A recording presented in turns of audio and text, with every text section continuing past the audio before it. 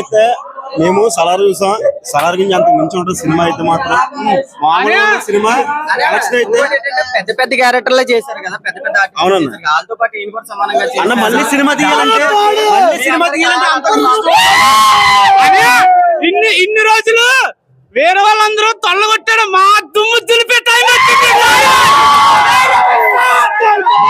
మామూలుగా లేదన్నా. నిజంగా ఒకసారి నువ్వు కూడా ఒకసారి చూడు, 20,000 కోట్ల ఒకసారి మొత్తం మామూలుగా లేదు మూవీ అయితే దుమ్ము దులిపే టైం.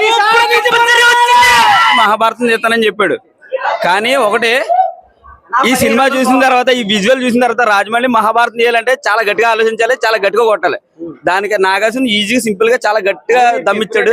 రాజమౌళి కోసం చెప్తే అదే బాహుబలిలో గ్లామర్ ఏదైతే మెయింటైన్ చేశారో అదే విజువల్, అదే మెయిన్. ఒకటి మనోడు క్లారిటీని మెచ్చుకోవాలన్న, క్లారిటీని. చాలా మంది హీరోతో సినిమా తీసేస్తారు, కానీ ఒక క్లారిటీని మిస్ అవుతారు.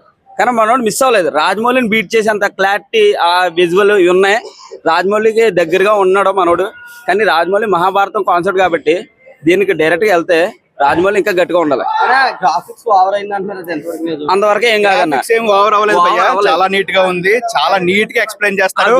ఇండియన్ డైరెక్టర్ ఎంత డీటెయిలింగ్ గా చెప్పడం చాలా చాలా చాలా బాగుంది. అంటే ఇదే మనుషులు లేదు, ఒక టైం మిషన్ అన్నప్పుడు, ఒక మన విజువల్ అన్నప్పుడు మన చేస్తే సినిమాలో ఎఫెక్ట్స్ కి అదే తెలుగు డైరెక్టర్ చేస్తే ఎందుకు ఇలాగా మన వాళ్ళు ఎరుపుకులన్నా.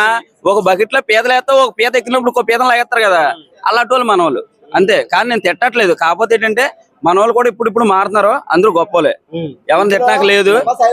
కానీ ఒకటి 100 మంది ఉన్నారు అందుకే ఇట్టేంది అంటారు, అవన్నీ కాదు. ఇప్పుడు ఒక మహాభారతంలోనే చివరి వరకు చూసాక ఎవడు గొప్ప తెలుస్తుంది. మరిన్ని అప్డేట్స్ కావాలంటే సబ్స్క్రైబ్ చేసుకోండి హర్ష టీవీ.